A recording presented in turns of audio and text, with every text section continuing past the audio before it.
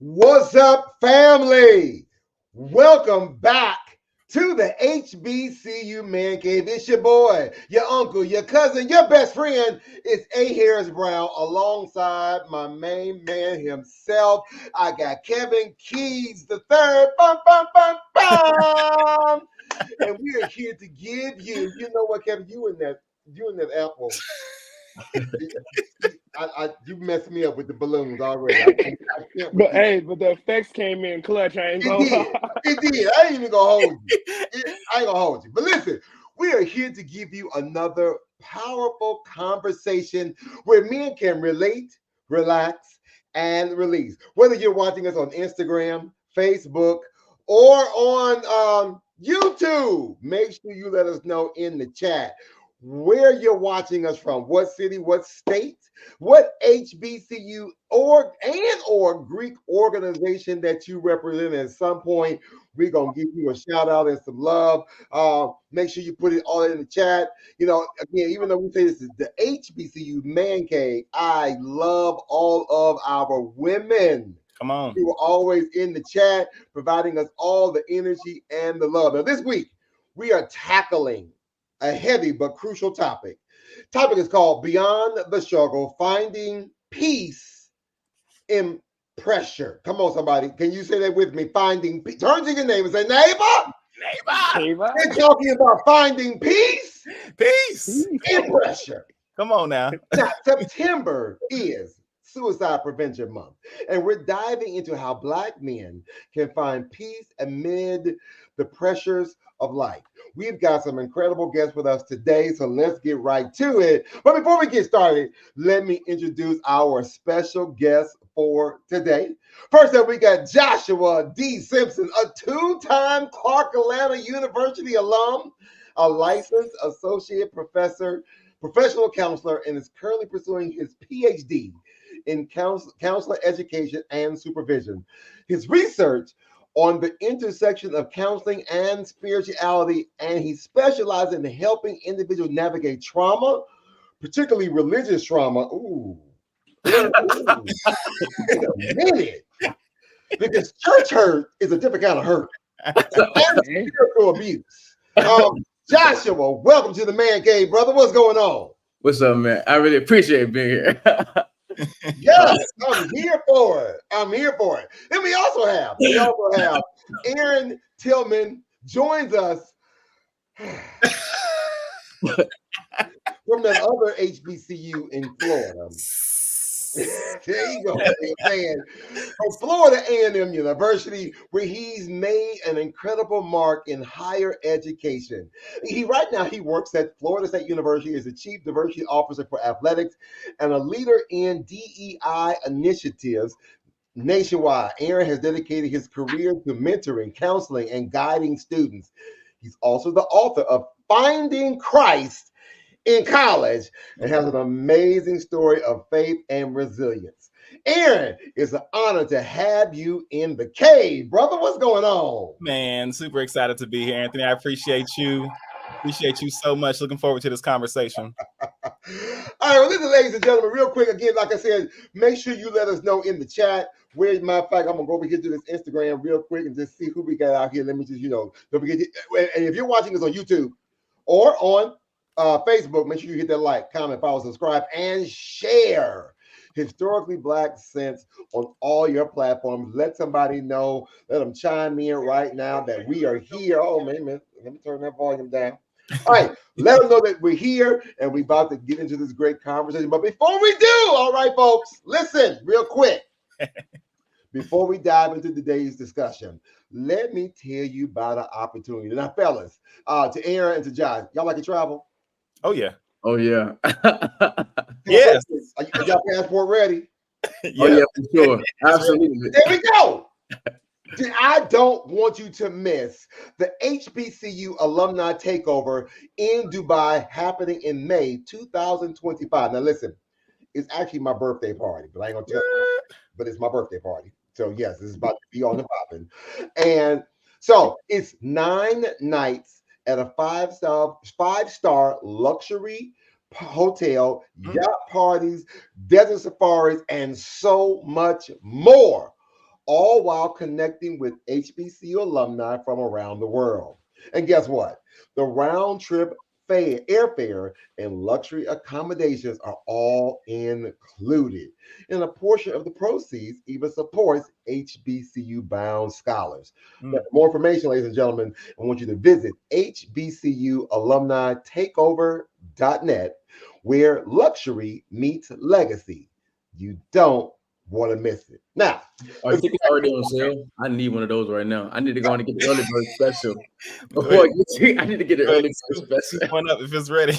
All right, shout out to Robbie460, who's watching us from North Plainfield, New Jersey. And there's a Benny Bell. You can ring my bell, ring my bell. Sorry, at the moment. All right. So, gentlemen, today's topic: beyond the struggle, finding peace in pressure.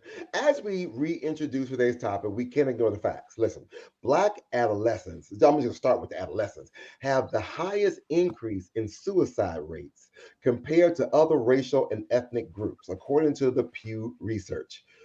Culturally competent mental health care is essential to reversing this alarming trend. Today, we're discussing how men, especially Black men, can find peace and resilience while navigating life's pressures. Again, like I said earlier, September is Suicide Prevention Month, and we're here to provide support, resources, and a conversation that's long overdue. Now, let's chop it up and let's unpack this today. Now listen, I don't know nothing about nothing. I'm just here to learn from these three gentlemen today because I'm all in. I just want to learn. I'm gonna start with you, Kevin. I always got to go to my co-host right here. Kevin's like, What you got? He said, all What right. you got? So again, so to brothers, if y'all didn't know, Kevin is also an author, right? And he's wrote a children's book. So I just want to let you all know. So make sure y'all cop a copy of his. Of course, I knew he was going to have it ready. As soon as I say it, he's going to have it ready. It's called The Perfect Crown. I know he's going to talk about it a little bit later. But so, Kevin, again, as someone who advocates for the growth of young minds through your work and through your book, The Perfect Crown, how do you think we, as men, can better identify and address the pressures we face before they become overwhelming? Ooh, I know, right? ooh, that's a fully Coming forward loaded with these question. questions. I do. It's a heavy. Yeah, that was a heavy question. I mean, because it depends on what part of the child's life we're talking about. I mean, because in like elementary education, SEL support, which is like the social emotional learning aspect of the schools, it's very, very important. And it's a team that surrounds that. That's a social worker, that's a therapist, that's like a whole team that's encompassed to actually like embed into the child actual social like and emotional awareness. Also, with that question, it's important to embed into a child it's okay to make mistakes. Um, it's like a lot of times we always have this pressure to be perfect, the pressure to not fail, the pressure to not make mistakes. But if we don't actually take the time to tell a child that it's okay to make mistakes and it's okay to learn from what you've been through, a child can actually become socially and emotionally damaged. So it's important at that point to actually like train, like not necessarily train a child but teach a child to understand like their emotions and be able to understand that they're never too much of a man to or too much of a woman to address how they feeling and to call out and to teach a child to call out their emotions right then and there, like right in front, like when it happened, call it out, address it, because when you start to like constantly push it down and like suppress your emotions, that's when it starts to like really get bad. And I've seen that from teaching. I've seen that from being, a student. I've, me personally, personal experience, knowing that if I would have spoke up sooner, maybe I wouldn't go through what I've been through. Okay, now listen, let's understand that it's crucial for men to recognize the early signs of pressure so they can find peace before reaching a breaking point. So again, that's that peace is like if y'all want to go on that trip, I ain't lying. That's you're gonna find you plenty of peace in Dubai on that trip. That's another story for another day. Put a piece. Y'all understood. You gotta find some peace in your life. If not, it will overwhelm you and consume you and make you do some things that you probably don't have no business doing. Now, listen, Josh, got a question for you. Now, given your background in counseling, especially with trauma and religious abuse, see, y'all don't even know. I've been doing some homework. I was in church today doing some homework. I was researching y'all. Like, okay, let me see what y'all about. Okay, especially with trauma and religious abuse, what role do you believe spirituality plays in helping Black men navigate the pressures like mental health struggles and relationship challenges? Yeah, you're asking some very loaded questions, but I think it's really good. I think that like in these Welcome to the man cave, bro. That's what we do. no, they're really, really good. And I think that these complex questions leads us to very complex, robust answers. So I think that is really good. But I would say number one, we have to understand the pros and cons of um the Black institution of faith, even how we see spirituality. We have to recognize the pros and the cons there, because there are a lot of pros. There are a lot of pros to how we navigate, how we engage like our spirituality, so that to make meaning of the adversity that we go through. We go to church on Sundays, and that in that moment there's something that we feel that makes us just feel okay to go about one more week, and then we come back that Sunday, and then we get our charge to kind of go back out into play in this world or society for one more week, and then we come back. So I think that is a lot that causes us to receive benefit from our Black institutions of faith on one end, but on the other end, I think that there is some cons to kind of how we've potentially allowed ourselves to engage our faith when it comes to the notion of, to your point about earlier, about pressure. Like sometimes theologically we normalize pressure, that to have so much pressure on is a good thing, to fight the good fight of faith. And whenever you allow yourself to say, hey, I'm a little tired, where's your faith?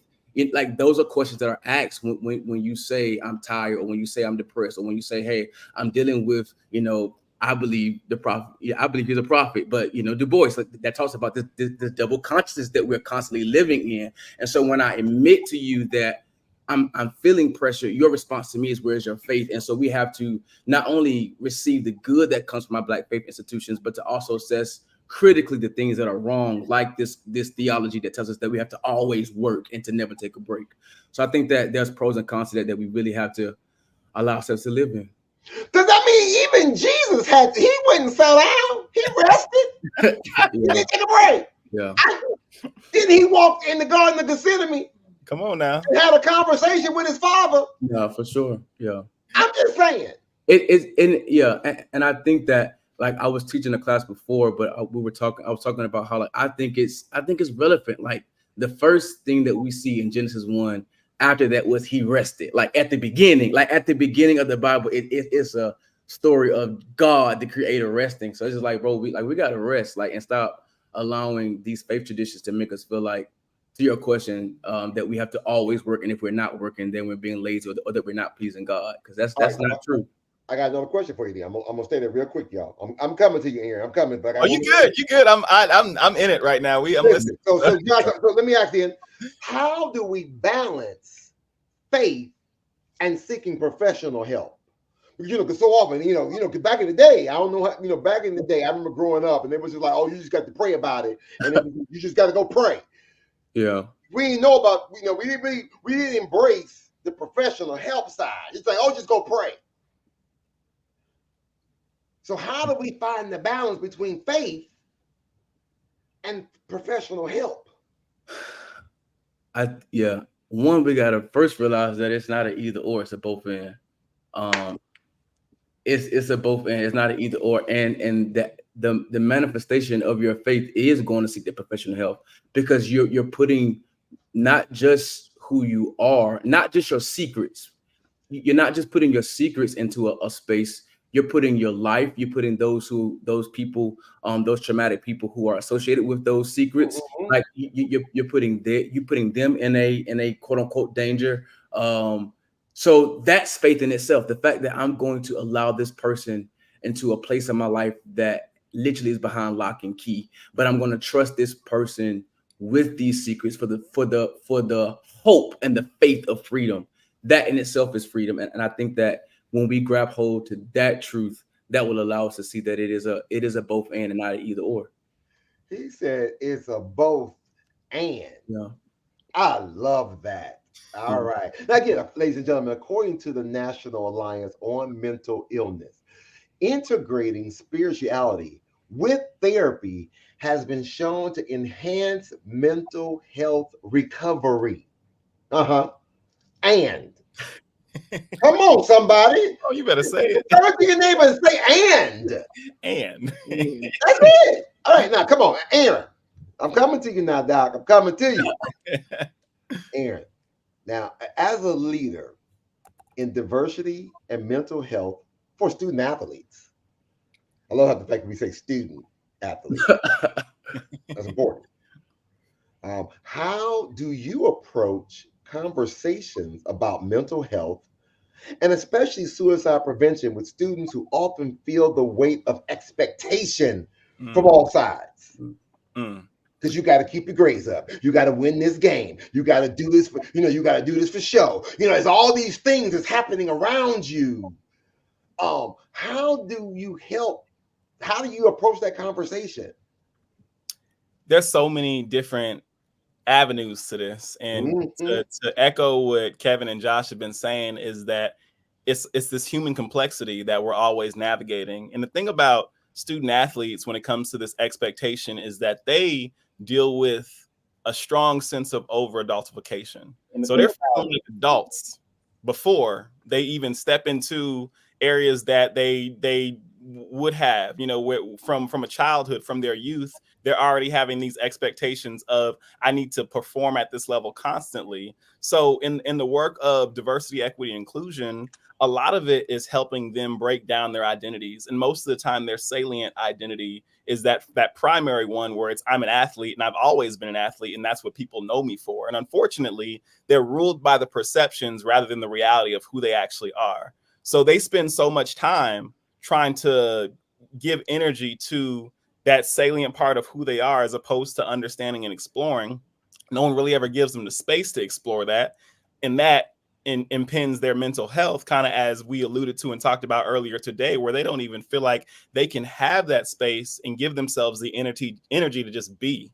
They, most of the time, from athletes that I've worked with who are playing professionally now to or who are working toward that in every single sport, they just want to be known for themselves. They really don't even want to be known for their sport. If you talk to them and get to know them, they want people to see them as normal. And unfortunately, because that perception is there, that reality of them having that prowess athletically that's always in front of them, it's like wearing a sign that says, like, I'm always this, but I'm not. They just don't have that space to be able to get out of that. So a lot of the work that I've been able to do over the years is helping them separate that identity, separate that sense of like being adultified, separate that sense of always suppressing emotion to just perform so that people can think or people can see me as this, as if I'm always this, right? They're in the limelight. They look like celebrities. They're public figures in some instance, but they really just want to be known for who they are. And that is who I am outside of my sport. Who am I outside of my sport? I love, just get to know me beyond just the football field, the basketball field, the golf course, wherever, the baseball field. I'm human. Okay, so as we talk about some of the struggles or challenges or maybe thoughts of suicide, what advice do you give or have you given? I mean, I don't know if you've been across this with some of your students or scholars that you work with who have dealt with suicide or who are dealing with suicide. Yes. Yeah. I think, and this might sound wild, but I'm gonna go ahead and say it. We have to normalize the conversation of suicide, suicidal ideation, and become okay with talking about it amongst our colleagues and amongst our peers. It's okay to actually say, are you having these thoughts? A lot of the work that I do, and I know Joshua can attest to this, is actually exploring risk and assessing their risk to see how they're doing, and that's that's a normal part of human thought, is that we may have these thoughts that feel irregular or maladaptive, but we tend to act on these thoughts when we don't have an avenue and a pathway where we can feel safe to actually talk about it with somebody else. So the reality of it is that how can we normalize this conversation about suicide? It's not like we're encouraging people to go out and say, hey, go and commit or commit to this thought of actually doing the act. But how can we do it? Like, hey, you know, a lot of the work that we do with clients is, have you made a plan? Is there some sort of method or means to this? And talking about it, and actually talking about it, someone being able to have the space to do that, as opposed to then, you know, time passes and unfortunately they do commit suicide. That one conversation, that link of making somebody feel safe goes a very long way. I want to go into a comment someone said on Instagram. It said, the over adultification is real. I definitely went through that. Now I have to heal and develop my inner child. Ooh, we talked about that inner child a couple shows ago, you know, just talking to that inner child. And letting that inner child, again, I go back to the whole black boy joy. Go outside and frolic.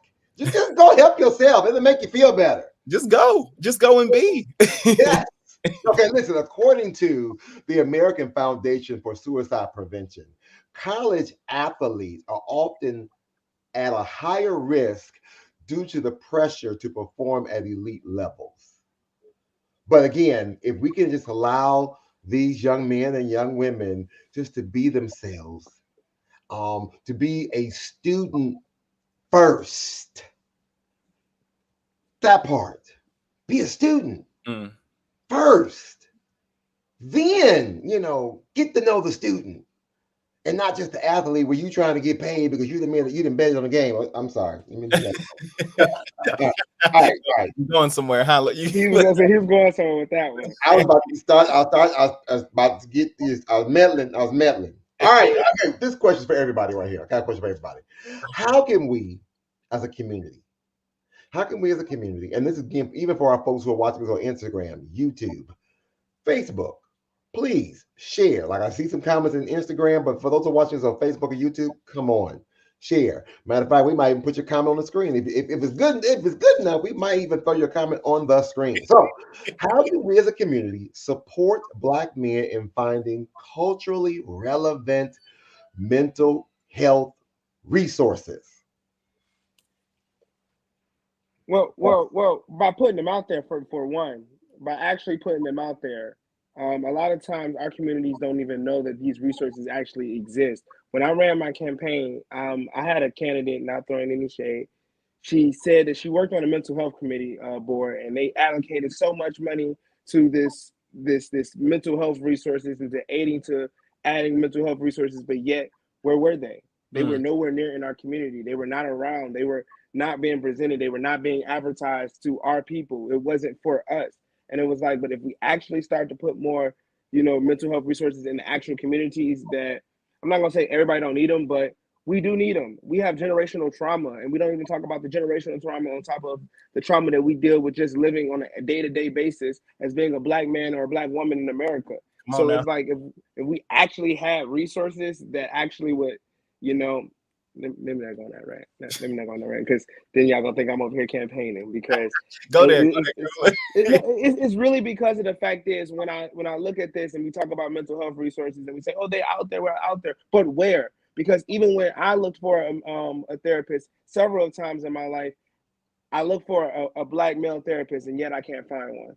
You know, or the two that we get, oh, they only accept certain insurance companies. You know, we don't have viable resources for people who look like us. And most times we want to get, you know, our services by people who look like us because they will understand our struggles. We want to get Black doctors because they understand our pain, when it's so many white doctors that feel like, you know, Black women don't even, you know, feel pain. And that's a problem.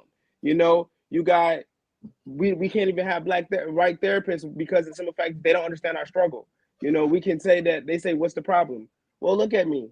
Let's start there. Let's start the problem is the fact that I'm a Black man in America, and you understand what I'm going through. Like, no, they can read about it all day long, but most of these textbooks are not, you know, centered around people who look like us. Even when in Black psychology, it's not that many Black therapists or Black psychologists, especially in the state of Michigan. But I'm a just. I'm dead. I'm on the floor. Pick me up. Pick me up. Come on, Joshua, Aaron, what you got? What can we be doing? What can we be doing as a community to finding culturally relevant mental health resources? Both of you, you're in the profession. There's a lot. And Joshua, I don't want to take it from you. I know, because I was just kind of gauging, but there's so much. I think going to what Kevin was saying, so many people talk a good game, and my mentor says this a lot. You know, we can talk the walk, but we need to actually do it. You know, some people actually say, oh, we're going to do this, we're going to provide these resources and so on and so forth. I think it starts with, you know, and one of my other mentors says this as well too. Everybody wants to change the world, but nobody wants to change the world around them. So the world around them is stop. Wait a minute, hold on. Shout out to Adrian. That's a t-shirt. Shout out to Adrian Crawford. That's my pastor, and he's a good dude, man. This reality of we're trying to change this world, but nobody wants to change the world around them. So first we got to take a look and survey the area and say, what's around me that I actually can change? We want to bring about this big change, but most of the time we have to understand that movements start as something very small, you know, and then they eventually expand and grow into something else. So if we want to really provide these resources, going to what Kevin is saying, we have to have the conversations with those in our communities that are close. We have to provide spaces to be realistic and see, what does this look like strategically? We have to work with lawmakers, you know, those that are actually able to create change on a global level beyond, you know, just the region and or state or what it looks like. And we really have to strategize to do this. But to give immediate resources, I think we look in our community, and if it's not there, we say, how can we meet the need? You don't need to be a mental health professional to have mental health conversations, right? You can prepare yourself right now based on Google and all these other resources, man. If we had all this stuff when I was growing up to be able to research and just easily just access this information, we have so much information that is numbing that we do nothing with it. We just get the information and we do nothing with it. So the reality of it is, like, we have the power to educate ourselves, and through that education, through community gathering and having these conversations, we can really put these resources and or bring about conversations about resources to do so. And to go to the comment of the reality of, like, there's not enough Black professionals in mental health as counselors right now. There's really not. But this reality of representation is a huge thing too, where Black people historically have never been able to access that healthcare. So to what Kevin was talking about, like, we can put it there, but we still are struggling to access it. And I think the reality of it is that we have to be able to create conversations within the community. We have to be able to say, like, there are workshops, there are seminars that are free, you know, through the ACA, through and that's the American Counselors Association. But there are other areas as well too, where we can go and get these resources and this education free. But it takes an advocate. It takes somebody to go against the grain and push against the status quo. As another friend of mine says, proceed until apprehended. You know, you go forward, you keep walking until somebody tells you to stop. I think we just gotta be able to be those people who can create the change within the community first. Ooh, come on.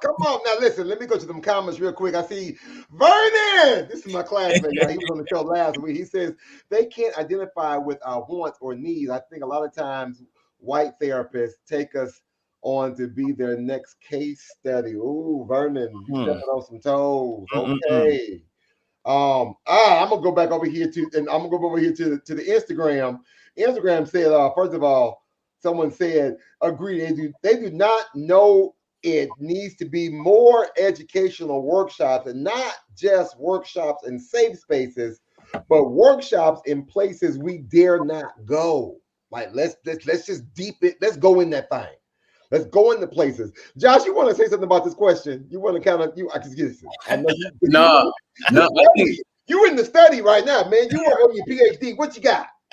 No, I think everything that Kevin said is absolutely correct. I think everything that Aaron said is absolutely correct. The only thing that I do is just draw it together, because it's all one big conversation about the inequity that we have, and just being Black men. You know, if we don't get help, you know,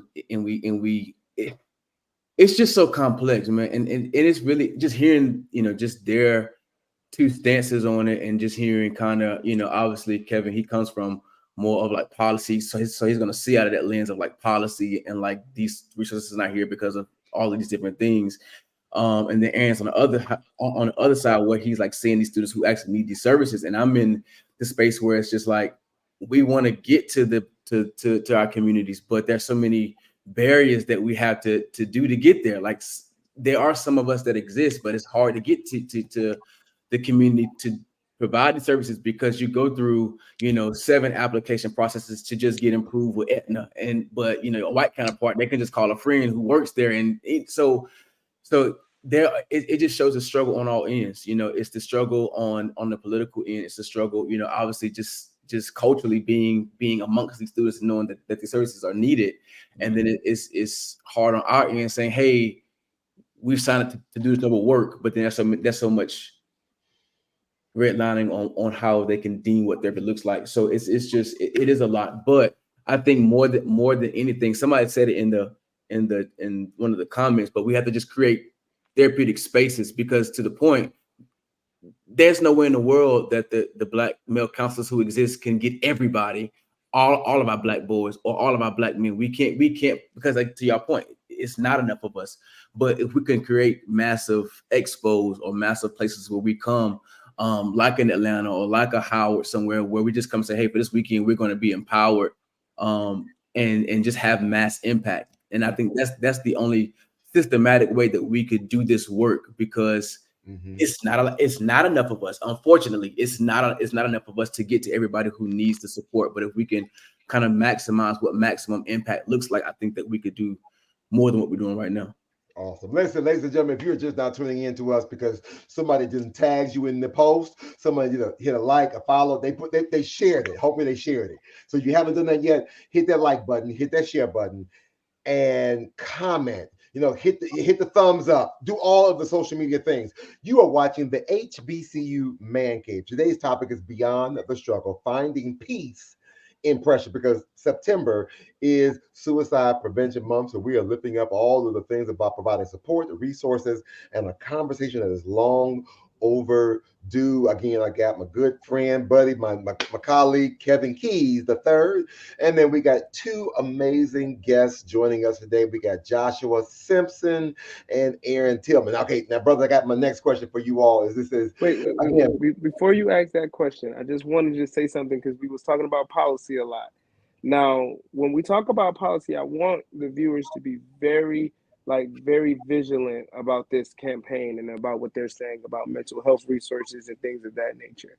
Because we talk about, they say we don't need the Republicans say we don't need any gun reform. They say, we don't need none of that. We just need more mental health resources. Yet these are the same people that when it came to legislation to add more mental health resources in the school, they actually rejected it.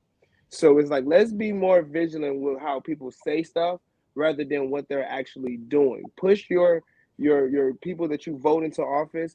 Make sure you pushing them to actually put policy out to actually get these resources. They say, we want to do this, but yet no one's actually pushing for things to actually get voted in. So just be very vigilant in this election when you get going to the polls. That's all. I'm also going to add, Kevin, to that. Also, don't be afraid to go to a school board meeting and ask the questions. What are we doing for our young people of color, to our Black and brown especially? What mental health services and supports do we have for our scholars? Because sometimes it happens just as young as kindergarten on up, and we might think it's just, they just acting out and that's who they are, and they really need some support and some services. So we got to make sure that we're also providing, just as we're challenging our politicians. I would go to a school board meeting and figure out, what are we doing to provide mental health awareness and support, or social emotional learning for our scholars as well. All right, so now go ahead. Now I want to jump in on that one. Right, because listen, you're asking a politician and an educator. Yeah, so I'm about to say, now as a teacher, I do want to say, not only do I challenge the school board, which I'm also on the ballot for school board for those who stay in Michigan and Oak Park, but when it comes to the whole administration, I also challenge the principals and the teachers as well. Because of the fact is, it is important. The only way that you can effectively teach our children is if you understand two rules. One, listen to them. Just simply listen to them. Two, understand that there's no such thing as a bad child. Only a child that needs someone to talk to, someone that they need to just hear them. Like, it's a lot of times where when my children get in trouble when I'm at work, I ask them. I say, come here. What's the issue? This is not you. You know, do positive reinforcement too. Tell them that this is not you. This is not who you are. You know, you are intelligent. You're bright. You know, what is going on? And 9 times out of 10, once you get to that point with them, they're going to tell you everything. They're going to tell you what's on their mind. And sometimes they just need to let it out. Also, as a teacher, you should create a classroom where it's a safe space. Let them know. When I first got into my class, and that's the reason why I got my third grade class from last year into fourth grade this year, is because of the fact that I've made these bonds and connections with not only my students, but my parents as well. And it was because of the simple fact is I met with them one-on-one and asked them, like, well, I told them, do you know that this is a safe space? Do you know that if you ever have anything that's going on, you're always welcome to come to me? I'm always someone that you can talk to. And when you make a child feel that they're in a safe environment, they are willing to talk. They understand that they can actually show their emotions, actually be who they are, actually step into their creativity. And that's when you get the best of a child. That's when you can actually understand, engage like a child's learning and see their true actual potential, is when you allow them to have a free and safe space to actually excel. So I'm just challenging more and more teachers to actually be present. Before you go there, I want to go back. I want to answer a quick question in the chat. So I'm looking at, shout out to Boy I'm a Beast. You know, that's a recurring member. We somebody from our Man Cave Club who has been watching us and been chiming in. So thank you so much for watching. A graduate of Livingstone College in Salisbury, North Carolina. But listen, someone asked the question. Home team _go on Instagram said, how does someone, I presume, go about finding a Black therapist? I would imagine that with online mental health resources, there might be a solution, especially if you don't have a local therapist available. So before I go to all of our guests on the show, I want to drop this one recurring place resource that we provided here on the show several times. And it's a website called psychologytoday.com. So psychologytoday.com. There is an app. Within this app, there is a link where you can where it says find a therapist. You just put in your city or your zip code. You can put in some other things about if you're looking for a man of color, you're looking for a certain demographic, you're looking for someone who has whatever type of insurance you may or may not have. You're looking for more of a group counseling or individual, long-term, short-term. So you can put all of this criteria into the app in the search engine, and it will provide you with some recommendations for a therapist in your area. I actually tried this particular app. I wanted a therapist who looked like me, sound like me, who understands me. And sure enough, I found a good brother right here in Cleveland, Ohio, who was able. It referred me to. Didn't know I happened to meet this gentleman at a men's health fair like a month or two prior. And I'm like, oh, wait a minute. I met this brother. So again, this is not even it's a shameless plug, but it wasn't even on my promo list for this week. But psychologytoday.com. That's a great resource. Now, you probably got some other ones, but I would endorse that one. All right. Anybody else want to share any other resources where they can go to find a therapist? I'll say this because it kind of goes into what you were talking about, what Kevin was talking about right before this. So it kind of connects both points. But there are resources like Psychology Today. But one of the things more intently that we got to do is just be men to each other who heal. And what I mean by that is because, again, even if you're going to Psychology Today, all Black men, you know, how they experience the world in the U.S. is different. So you can't assume just because it's a Black man that he's going to understand. He's going to understand. That we don't all look like that, and we don't all have that same view and ethic when you come to us. I do, but a lot of they don't. And so, so you still run that risk. But if you are someone who understands those struggles and you know that you've done some of the work to help pull yourself out of certain spaces and places mentally and emotionally, be the man who heals. And what I mean by that is, Kevin talked earlier about his experience with being a teacher and how he sat his students down one by one and asked what's going on. That's the work of a man who heals, and we can do that as men if we get over the comfort of what being man looks like and really get into the world of being vulnerable and sharing lived experiences beyond the parts that highlight our good, but being able to share those experiences so that a young brother who is 7 or who is 5, who is experiencing getting all F's, like, don't just tell them about, you being a top executive now at 37. Talk to them about that time when you got that F, and so just being able to be open and conscious of where you were. I think that that's the work of men who's healing, because again, you won't always find that professional help. Awesome sauce. Now listen, all right, new question. What can we do to normalize seeking help without feeling weak or judged? So I wanted to kind of, because you kind of alluded to, you've been tiptoeing around that, like, because so I'll be like, hey, I need help, and I don't want to go right now, or I may feel embarrassed going to a men's support group, or I feel embarrassed going to AA meeting. They don't take your you know you need the help. Yeah. So what can we do, or is there anything that we could do, or a strategy that we could employ to normalize seeking help without feeling weak or judged? I want to talk and add on to what Joshua was saying, because Joshua was dropping some dimes and some gems in here. Oh, yeah. I want to dive into it because it goes into this aspect. And when you look at it culturally, just at Black culture, we cannot look at Black culture without looking at spirituality.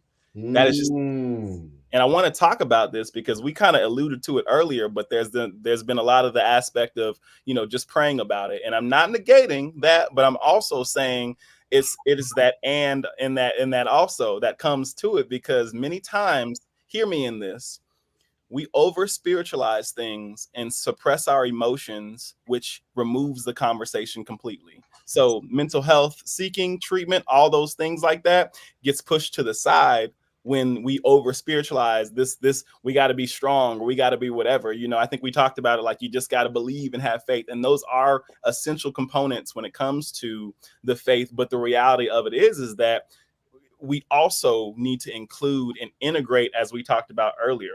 But it goes to this, and I'm looking at Boy I'm a Beast in here because he's definitely in these comments. I was just thinking about the masculinity aspect, is that as men, we've been socialized to be the protector, the rescuer, the person who cannot be vulnerable. So what does this do? This puts up this wall and this like veneer, if you will, of like, we have to continually always be strong all the time. So when we break down, people are like, oh man, I can't believe Debo, who was beating everybody up in the neighborhood, he crying now sitting on so-and-so.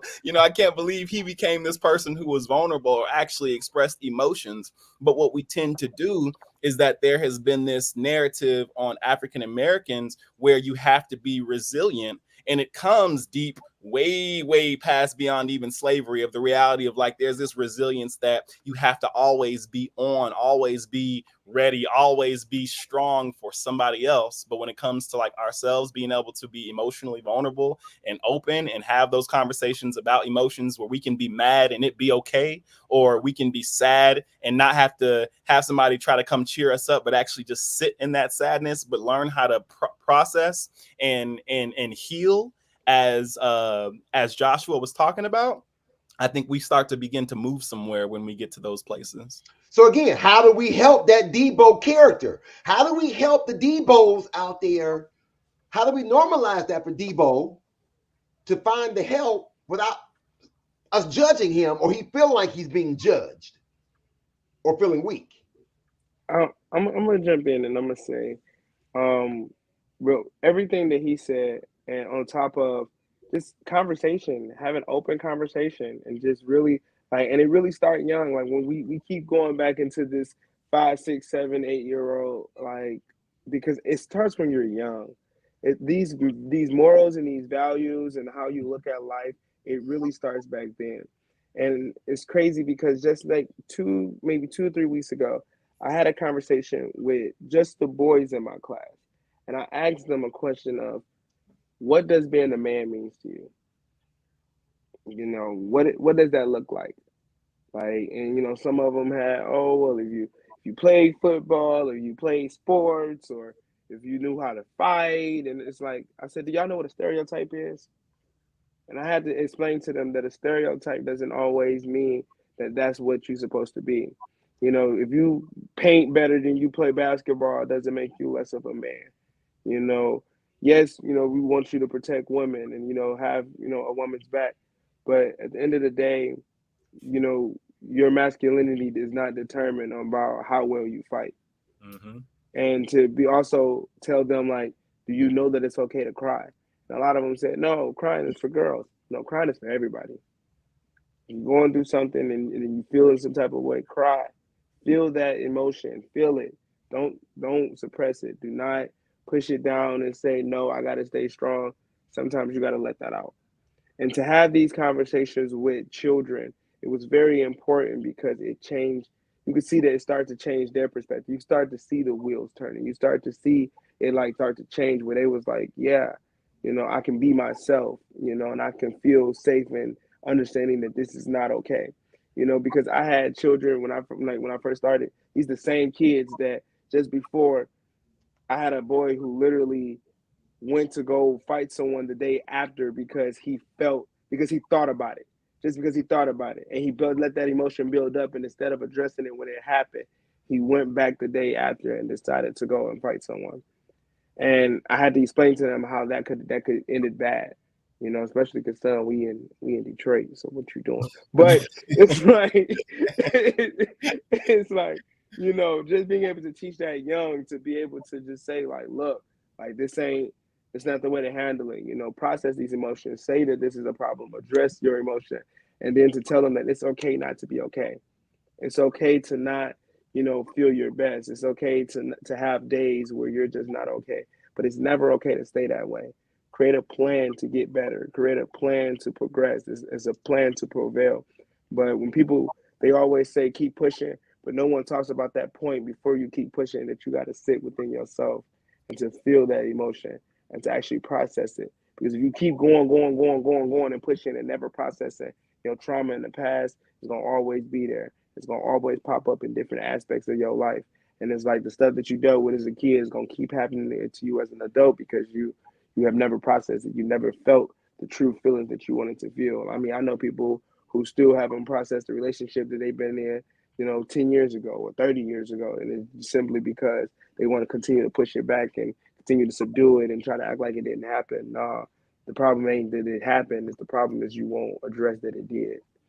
And, Mm. yeah. I love what Boyama B said. Bring mental health conversations to common ground environments at sports games, church, school, etc. That's a great way to normalize. Even though we may still say yes, yes, Vernon, for some men, especially in our community, it's taboo for us to seek help. But at some point, we have to get to a place and space that this is a normal thing to have this kind of conversation. And it's okay. So listen, September is, again, we try to recognize and acknowledge Suicide Prevention Month during the month of September. Not say it only happens in September. We want to make sure we're just putting special emphasis. So let's talk a little bit about that.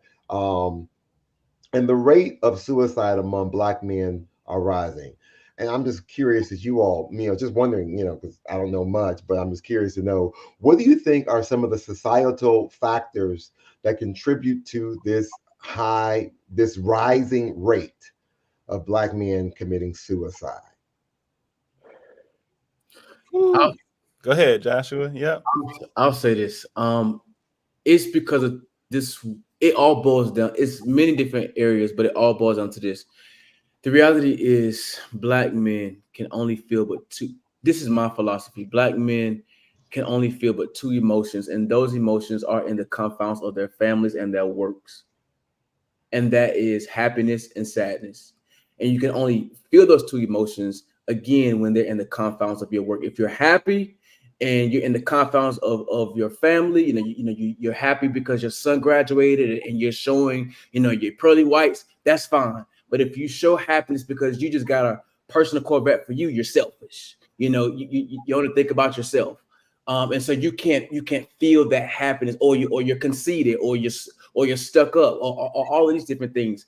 And on the flip side of that, even when it comes to happiness or anger, and when it comes to anger, if you have anger as a result of protecting your family, we can excuse that. But if you show anger outside of your family, you're violent and you're going to jail. And the reality is, as African American men, more intently than black, we can only feel but happiness and anger, and those emotions are in the confines of our family and in the lines of our work, and anything outside of that is abnormal.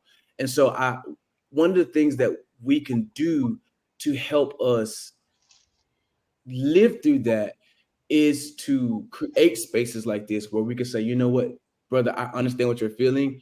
This is not kind of what you are. This is not who you are.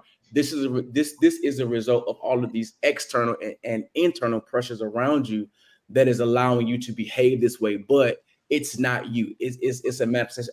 It is a manifestation of something that is greater than you, that's around you, which is our U.S. society, unfortunately. Thank you. Thank you. Come on to the future doctor. Let's go. Let you use this transcript as part of your case study somewhere. You can make sure you get this show. Hey, say that, Anthony. I'm just saying. Some extra. You might need to use some of this transcript for something in class somewhere, just as discussion boards, something. Anyway.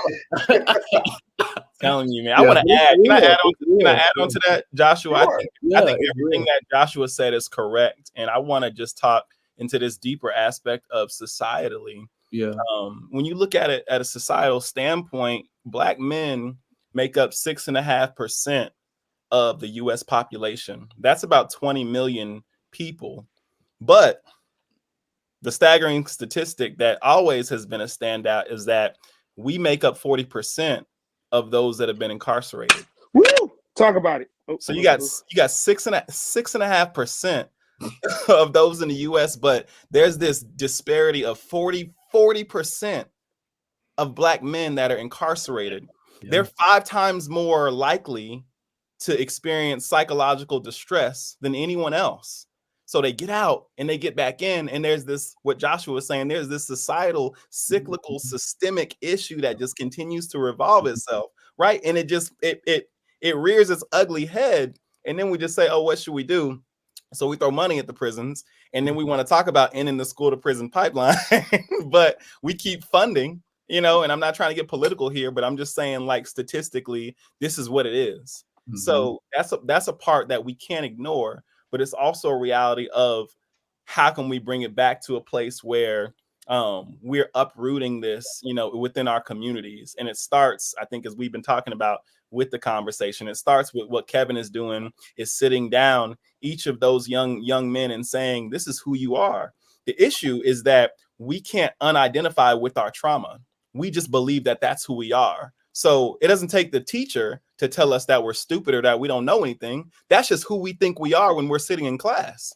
So we got work that we're trying to unlearn all these issues and these things that have held us societally, and we can't escape these identities and these things that we've given ourselves. So it takes someone who is willing to do what Josh was saying, is who's willing to heal, but who's also willing to be restored. And we have to create spaces where black men can be restored. And that's having a conversation and sitting with them and understanding like where they sit and not having a solution. Sometimes we just want to have the solution and just be like, oh, I got to make sure this is all right. But sometimes you just got to sit and be with somebody in whatever they're going through.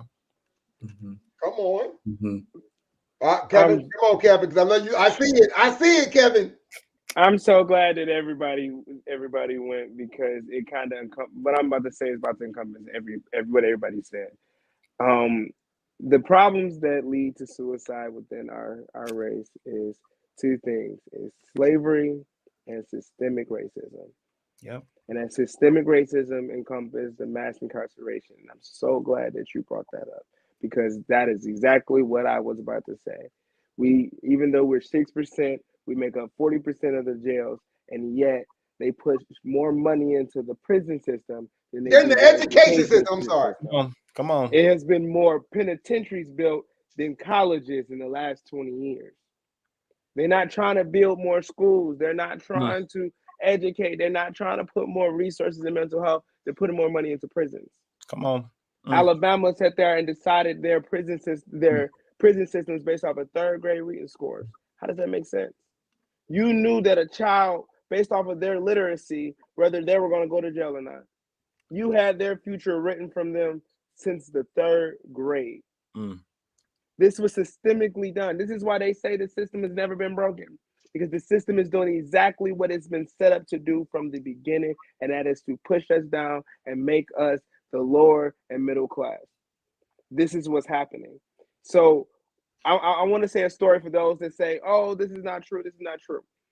You got somebody who has a name, which we could talk about how names is all tied back to slavery, but they have a name like let's say Jaquan. Okay, now you put Jaquan on a resume, most human resources department is going to just keep it moving. It's going to keep it moving. Oh, reject, reject, reject. Now he didn't apply for every single job that he can apply for, and he got rejected for every single one of them. But he has to put food on his table. He has to sit there and have money for bills. So now he's left to do what they say is illegal, right? He goes down that path. Now we take him to jail. Now that household grows up without a father. Now that child grows up and he feels the need to do the same thing. Now that household grows up without a father. Then this happens for generations and generations. So now we have 4 or 5 generations that don't have a father in the household. And then we Mm. wonder what's going on. Then we wonder why family is beginning to is we're losing the family being the middle of our culture and being the root of our culture now because now we don't have a full family. The family is split apart. There's so many mothers that are in jail and we don't talk about that. We don't talk about how a lot of mothers are being stripped away, when a child is born and things of that nature that is affecting what's happening in front of us. It is so much that is systemically set up to disproportionately affect people who look like us. It is a huge issue. It is an issue that we need to address and we need to actually like address and talk about, or this suicide rate is going to continue to rise. It arises every day because one, we don't tell our children, you are enough. Mm-hmm. To all of my black men and black women out there, you are enough. Don't ever let anybody feel like that your progress is determined based off of how they see you. Your progress is at every little step that you make, no matter how small or big the steps is. You are enough. And we need to tell our children that more. At the end of the day, when I leave our students, we huddle up outside and I say, if nobody told you today, I'm proud of you. If nobody told you today, I love you. Because if we don't tell our children that, it's a chance that they might not hear it.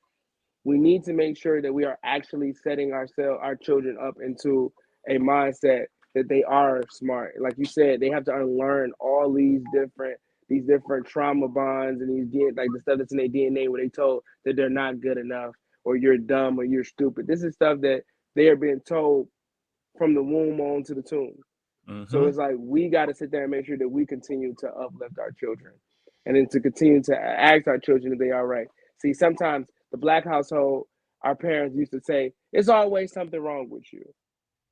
We gotta lose that phrase. We gotta Right. lose that phrase. We gotta actually like ask son, daughter, what's wrong with you? Like what's going on? Like again, listening to your child. Like it's so many children that wants to speak, wants to talk, but they feel like they're not allowed to. They're not allowed to actually have an opinion. They're not allowed to actually have feelings or emotions because their parents just makes all the decisions for them.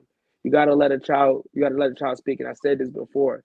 If you don't, that child's gonna go down a path because they feel like they misunderstood. Mm. Also, monitor this music that they listening to. I'm just gonna say that. I'm a musician. I love music. I play several instruments, all that. I listen to all different genres. But be mindful of this music because sometimes this music also leads a child to feel like, oh, this is how my life is supposed to be. I'm supposed to be sad. You know, I ain't trying to sit there and do a campaign anti-Rod Wave, but if you listen to Rod Wave all day and it's constantly telling you that I'm sad, I'm lonely, I'm depressed, it's power in the tongue. So what you're constantly telling yourself, what you can't do or what you're not able to do, that is also psychologically affecting how you proceed within your day. So tell yourself positive affirmations. A lot of our black men, we don't tell ourselves positive affirmations in the morning. How many black men are actually looking in the mirror and saying, you're gonna have a good day, you're intelligent, you're smart, you're capable of achieving anything that you put your mind to. That is stuff that we need to listen to every day, because at the end of the day, like you said, we gotta unlearn those traumas. We gotta break those generational curses of telling ourselves that we're not worthy. Stop saying, why should I be the one to do this? Stop saying that. Say, why not me? Why can't I Why succeed? Why not me? can't I achieve? Change the way that we think, to make that fixed mindset a growth mindset. And I'm gonna leave it at that. Listen, oh my God, you did that. Now listen, Come on. Pew Research. Where we go? Okay, so the Pew Research says that I lost my notes. Shows that the lack of culturally competent resources is one of the barriers for men seeking help. So here's my next question was going to be basically, and I think and Kevin, you've already kind of led me into the answer already. What actions can we do as men to ensure that we're lifting up each other in those moments of struggle? So I love what you said to remind brothers, one, you are enough. Another one, you belong here. Got another one for you. How about this one? Bruh, I love you. Mm. You could just start right there. Let somebody know. Just come, bruh, I love you. I got you. You are enough. You belong here.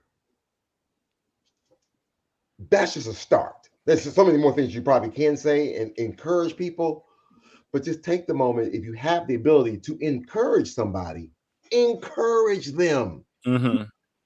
Let them know. All right. Anybody else before we wrap up, and before we go to our what's going, before we get to our wrap, anybody else want to add some closing thoughts on and put a button on what other things that can we do to ensure that we're lifting up brothers in moments of struggle? There's so much. I mean, I think that it's all been said, but ultimately, it's really just putting yourself aside, and and seeing, being able to see somebody, and what they're going through. And when I say see somebody, it's beyond like what they're saying. Sometimes we say a lot of things, but what we're saying is not always the full story of what actually isn't being said. So I think we have to see each other, and I think it was alluded to earlier. It's just that reality of saying, I love you, I value you, you are worthy. You can do this, as opposed to I can't do this, just reversing and reframing some of that thinking. We talked about cultural competence. All that is awareness. It's awareness, it's knowledge, it's skills. And we can develop those as we are intentionally doing and building those relationships with the person that's right next to us. So it's giving a hug. Shoot, a hug can make a difference. And we talking about words. I see your comment, Isaiah, like words, man. Come on, Isaiah. That's my good friend from Tulsa, Oklahoma. Words. They say Right, our words will kill or build, and we have to figure out how we want to use them. They're powerful, as we spoke about them. So, oh my gosh, we gonna kill or we gonna build. Listen, y'all have been killing it tonight. Thank you so very much for all of the comments. All right, so listen, and everybody's in the chat, thank you for, yes, come on, I'm looking, yes, for the hugs. Yes, come on. All right, now, typically, we always take a moment, brothers, to talk about what's going on in your world. All right, so, all right, gentlemen, before we wrap this up, let's hear what's new in your world. Now, Kevin, I know you've been very busy with your campaign for school board and the launching of your book, The Perfect Crown. How's everything going with you so far? It's been going good. School has officially started. My fourth graders are showing me that they are getting older and they're growing and they're, discovering new things about themselves every day. Yes, I did just published a book, The Perfect Crown, which is available now on Amazon. Recently, we had our open house for at Einstein Elementary, where we had an amazing turnout. One of the biggest turnouts that we've had. I mean, since I was a student there. So it was an amazing thing. We had food trucks and bounce houses. I made sure that all the food trucks were black owned. That was one thing because I was overall. I'm also the director for the PTA of the school. So it was like my goal was to make sure everybody was highlighted. Our black entrepreneurs was highlighted. So they all sold out of food. So I was very, very, very excited about that. So shout out to Better Than Your Mama's Soul Food, Madhouse Tea, and these hibachi. Shout out to y'all. I'm very proud of y'all, and yeah, I love to put people on. So we're doing the same thing next week at another school. Not better than your mama's. Right. That's what I Yeah, said. better than your mama. Wait a minute now. Wait a minute. Wait a minute now. We're gonna have to come up. I'm going to come to Michigan. Got to pull up right now on that better You than right you. down the street. I Like, know, right? All right, so Joshua, you are working on some exciting research. You care to share? Yeah. So I'm working on several different things, like in a doc program. You just kind of on whatever programs are just available to get on. So just doing some of those. I'm working on. Well, we actually just finished a book chapter that's talking about the mentor-mentee relationship between Black male faculty members and council education and PhD and Black male PhD students. So that's going to be really, really good to just talk about the lived experiences of Black PhD men being mentored by Black PhD faculty, and kind of how that speaks to favorable outcomes opposed to going to a PWI where you don't have that type of mentorship. So that's really, really good. And then I'm currently about to do some research in Paris in about 2 weeks. So I'm really excited for that. So that's pretty much it outside of just regular school stuff. All right, awesome. And Aaron, tell us what's next with you with your DEI work and your family life. Man, there's so much happening. So we've got some big plans. We've got Nikki Giovanni coming to the institution, and she is widely well known just within this world. And she's going to be coming to do a poetry series centered around like just Black excellence and inclusive excellence. So working closely with our institution now to do some planning for that for MLK Week. I just transitioned into a new role, working toward my hours within mental health counseling to get licensed as well too. So that has been a journey. My wife and I, we just celebrated 12 years of being married, and it has been a joy. Our son just turned 3.